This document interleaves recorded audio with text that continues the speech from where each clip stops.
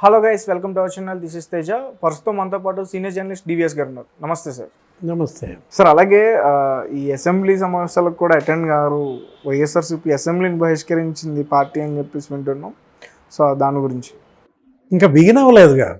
Begin కాకముందే బహిష్కరించేస్తున్నారా? అడుగు పెట్టకుండానే పారిపోతున్నారా? తాళి కట్టినాక కదా తలాక్ అనేది. ఇప్పుడు ముందు అడుగు పెట్టండి, అసెంబ్లీలో అడుగు పెట్టండి, ప్రమాణం చెయ్యండి. ఆ తర్వాత మీ నిర్ణయాలు మీరు తీసుకోవాలి. ఎందుకంటే 11 మంది శాసనసభ్యులతో అసెంబ్లీలో అడుగు పెట్టడం తలవంపుల నామోషియా, అవమానంగా బాగా ఫీల్ అవుతున్నాడా జగన్మోహన్ రెడ్డి? నాయకుడికి ఉండాల్సిన లక్షణాలు అవి కాదు. నాయకత్వ లక్షణాలు ఎప్పుడు బయటపడతాయంటే మనం అత్యున్నత స్థాయిలో ఉన్నప్పుడు బయటపడవు, మనం నేల మీద ఉన్నప్పుడు బయటపడతాయి. ఇప్పుడు చంద్రబాబు ఆ మాట అన్నాడా? లాస్ట్ ఎలక్షన్లో చంద్రబాబు ఘోరంగా ఓడిపోయాడు. ఎన్ని వచ్చాయి ఆయనకి? 23 సీట్లే వచ్చాయి. 23 సీట్లతో నేను వెళ్ళనన్నాడా? నేను దాన్ని బాయ్కాట్ చేస్తానన్నాడా? లేకపోతే కాదు కదా. వాళ్ళు వెళ్ళారు, పోరాటం చేశారు. కాకపోతే ఆయన అవమానించారు. అతను ఏం చేశాడు?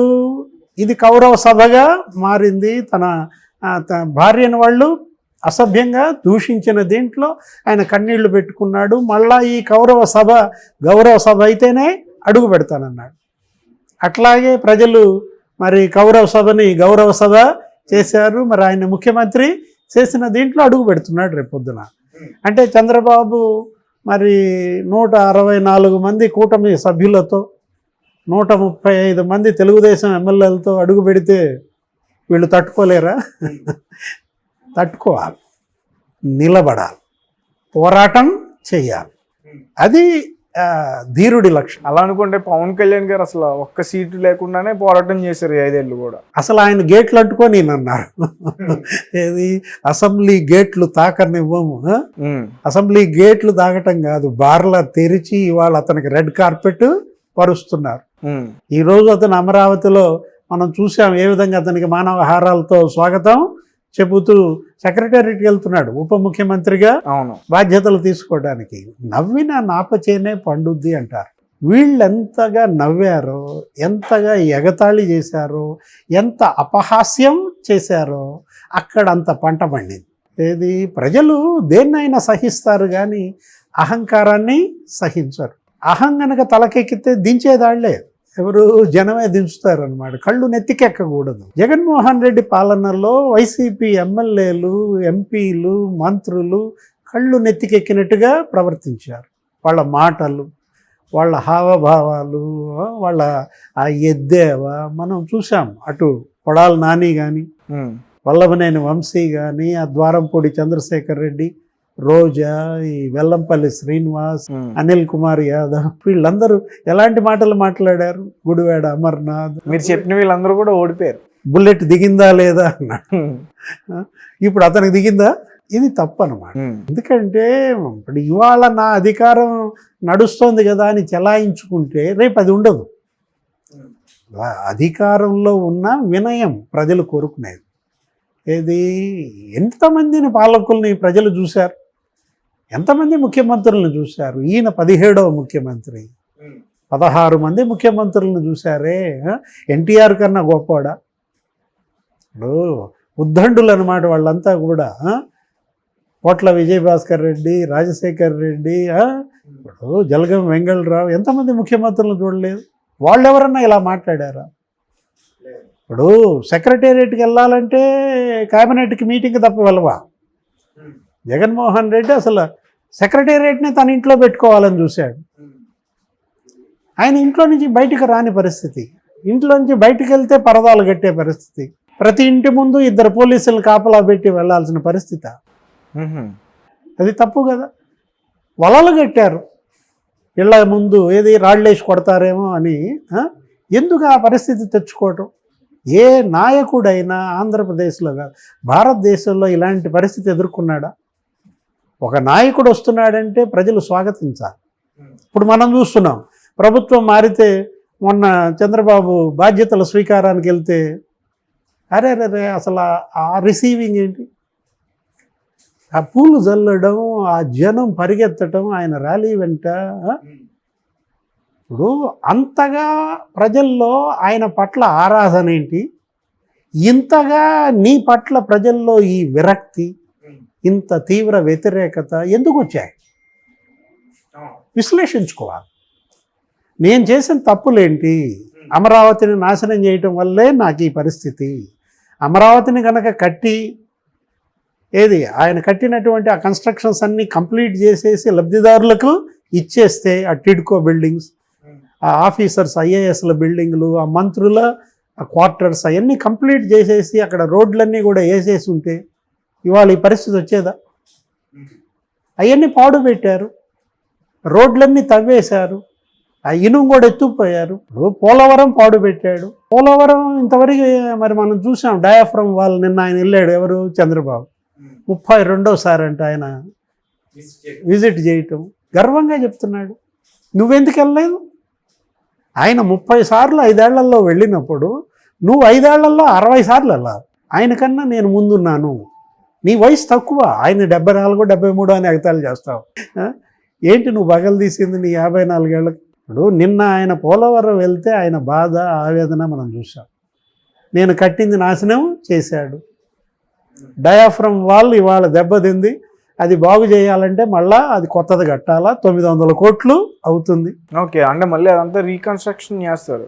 మళ్ళీ కొత్త డయాఫ్రమ్ వాల్ కట్టాలంటే 900 కోట్లు ఎక్కడి నుంచి తేవా? ఇతను చేసిన తప్పుల వల్ల, ఆ రివర్స్ టెండరింగ్ వల్ల ఆ గైడ్ బండ్ కుంగిపోయింది. మొత్తం ఆ గైడ్ బండ్ కానీ డయాఫ్రమ్ వాల్ కానీ అవన్నీ మరమ్మతులకే 2000 కోట్లు అవుతుంది. ప్రాజెక్టు ఇప్పుడు తొలి దశ కంప్లీట్ అవ్వాలంటే 20,000 కోట్లు కావాలి. 2,000 కోట్లతో అయిపోయేదాన్ని 20,000 కోట్లకు తెచ్చాడు. 18,000 కోట్ల నష్టం తెచ్చింది జగన్మోహన్ రెడ్డి పాలన. ఓకే, పోలవరాన్ని నువ్వు పాడు పెట్టావు, అమరావతిని నువ్వు పాడు పెట్టావు, జనం నిన్ను పాడు పెట్టారు, నీ పార్టీని పాడు పెట్టారు. ఇవాళ నీ తాడేపల్లి ప్యాలెస్ పాడుపడే పరిస్థితి ఎందుకు వచ్చింది? ఎవరు చేశారు? జనం చేయలేదు, జగనే చేసుకున్నాడు. సార్, అలాగే జగన్మోహన్ రెడ్డి గారు వైఎస్ఆర్సీపీ పార్టీ మొత్తం కూడా ఇండియా కూటమిలో జాయిన్ అవుతుందని చెప్పేసి వింటున్నాం. అంటే జాయిన్ అవుతే ఎలాంటి పరిణామాలు చోటు చేసుకుంటారు? ఇండియా కూటమిలో ఎవరు చేరుతున్నారు? వైఎస్ఆర్సీపీ పార్టీ, జగన్మోహన్ రెడ్డి ఇండియా కూటమిలో చేరితే మరి మోడీకి కోపం వస్తే? మోడీకి కోపం రాకూడదు కదా. అంటే మీరు దేని గురించి మాట్లాడుతున్నారు? కనుక కోపం వస్తే జగన్మోహన్ రెడ్డి ఎక్కడుంటాడు? ఓహో, రైట్. జైలుకి వెళ్ళడానికి సిద్ధంగా ఉన్నాడా? జైలుకి వెళ్ళడానికి సిద్ధపడితేనే జగన్మోహన్ రెడ్డి తన పార్టీని కాంగ్రెస్లో విలీనం చేయాలి. దానికి సిద్ధమా?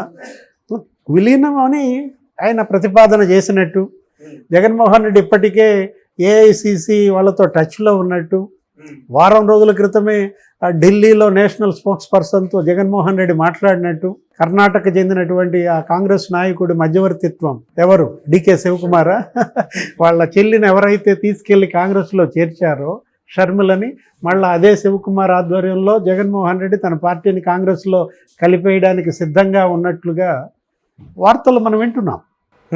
అదే జరిగితే విజయమ్మ గనక తన 2 పిల్లల పంచాయతీ సెటిల్ చేసేసి అన్నా చెల్లెళ్ళకి ఇద్దరిని తీసుకెళ్ళి సోనియా గాంధీ కాళ్ళ మీద వేసేసి వీళ్ళని నువ్వే సాకమ్మ అని గనక అంటే, రాహుల్ గాంధీ, ప్రియాంక, జగన్మోహన్ రెడ్డి, షర్మిల అంటే వైఎస్ఆర్ కాంగ్రెస్ పార్టీలో వైఎస్ఆర్ ఎగిరిపోద్దా? ఆల్రెడీ ఎగరగొట్టాడు. ఎక్కడ చూసినప్పుడు కొన్ని స్కీమ్స్కి ఆయన ముఖ్యమంత్రిగా ఉండగానే తండ్రి పేరు తీసేశాడు, తన పేరు పెట్టుకోవటం బిగించేశాడు కదా. అన్నిటికీ కూడా జగనన్న లేఅవుట్లు, జగనన్న ఇళ్ల కాలనీలు, జగనన్న విద్యా దీవెన ఏవో ఉన్నాయి, అన్నీ జగనన్నే. అంటే వైఎస్ఆర్ అనే పేరు ఆయనే తుడిపేయటం బిగించేశాడు. ఆయన మీడియాలో కూడా ఆయన బొమ్మలు లేచిపోయినట్టు, సాక్షిలో కూడా. ఇప్పుడు వైఎస్ఆర్ కాంగ్రెస్ పార్టీలో నువ్వు కూడా వైఎస్ఆర్ లేపేసి కాంగ్రెస్లో చేర్చేస్తావా? ఆల్రెడీ జనం కూడా చూస్తున్నారు. వైఎస్ఆర్ హెల్త్ యూనివర్సిటీ అనే పేరు చూడగానే పోలింగ్, కౌంటింగ్ ఇంకా అంతా అవ్వలేదు, కౌంటింగ్ సగమే అయింది. జగన్ ఓడిపోతున్నాడు, తెలుగుదేశం స్వీప్ చేస్తోంది అనగానే కొంతమంది అక్కడ విజయవాడలో ఆ హెల్త్ యూనివర్సిటీ గోడలు ఎక్కేశారు. పలుగులు తీసుకుని ఏం చేశారు? వైఎస్ఆర్ అనేది కూలేశారు. దాని వెనకున్న ఏం బయటపడింది? ఎన్టీఆర్ హెల్త్ యూనివర్సిటీ అనేది బయటపడింది. అంటే ఎన్టీఆర్ పేరు తీసేసి మీ నాన్న పేరు పెట్టుకోవడం జనానికి నచ్చలేదు. అక్కడ కూడా చూసాం, విశాఖపట్నంలో కూడా అదే జరిగింది. అబ్దుల్ కలాం వ్యూ పాయింట్ ఉంటే అబ్దుల్ కలాం బదులు ఏం రాశారు అక్కడ, వైఎస్ఆర్ వ్యూ పాయింట్ అని రాశారు. ఇంకా కౌంటింగ్ కంప్లీట్ అవ్వాలా, విశాఖ జనం ఎగబడి ఆ వైఎస్ఆర్ అనేది కోలేశారు, అబ్దుల్ కలాం అనేది బయటకు వచ్చింది. అంటే జనంలో అంత తీవ్ర వ్యతిరేకత ఇతని మీద ఉన్నప్పుడు ఇప్పుడు జగన్మోహన్ రెడ్డి పార్టీ నడపలేడు. ప్రస్తుత రాజకీయాల్లో భారతదేశంలో పవర్ లేకుండా ప్రతిపక్షం నిలబడే పరిస్థితి లేదు. పవర్ లేకుండా ప్రతిపక్షం నిలబడే పరిస్థితి లేదు కాబట్టి మరి జగన్మోహన్ రెడ్డి విలీనం చేయాలి. ఏది, బీజేపీలో అన్నా విలీనం చేయాలి, కాంగ్రెస్లో అన్నా విలీనం చేయాలి. బీజేపీలో విలీనం చేయడానికి వీళ్ళ ఓట్ బ్యాంక్ ఏమో బీజేపీ ఓట్ బ్యాంక్ కాదు. ఏది, ఎస్సీ ఎస్టీ ముస్లిమ్స్ కదా.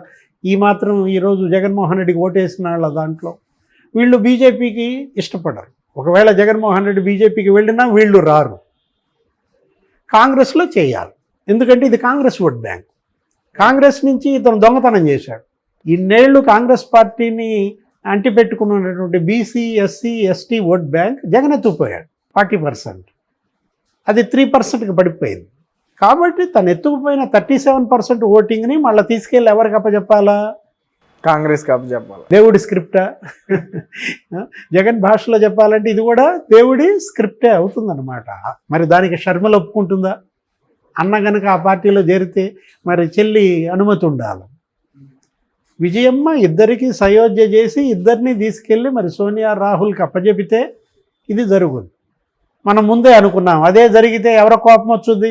మోడీ గారికి కోపం వచ్చింది. కన్నెర్ర చేస్తాడు. కన్నెర్ర చేస్తే ఇతను ఉండేది ఊసలే.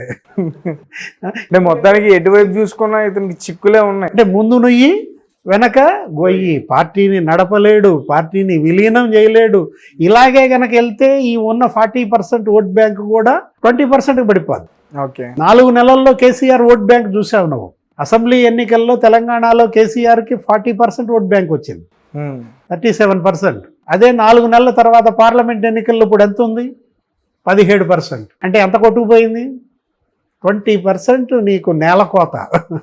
ఏది, వరదల్లో కనుక నేలకోత కొట్టినట్టుగా ఇక్కడ ఓట్ల కోత జరుగుతుంది. జగన్మోహన్ రెడ్డి మొండిగా తన పార్టీని కనుక కంటిన్యూ చేస్తే ఈ 40%లో 20% ఎరోడ్ అయిపోతుంది. ప్రతిపక్షంలో ఇవాళ ఎవరు ఉండటానికి సిద్ధంగా లేరు.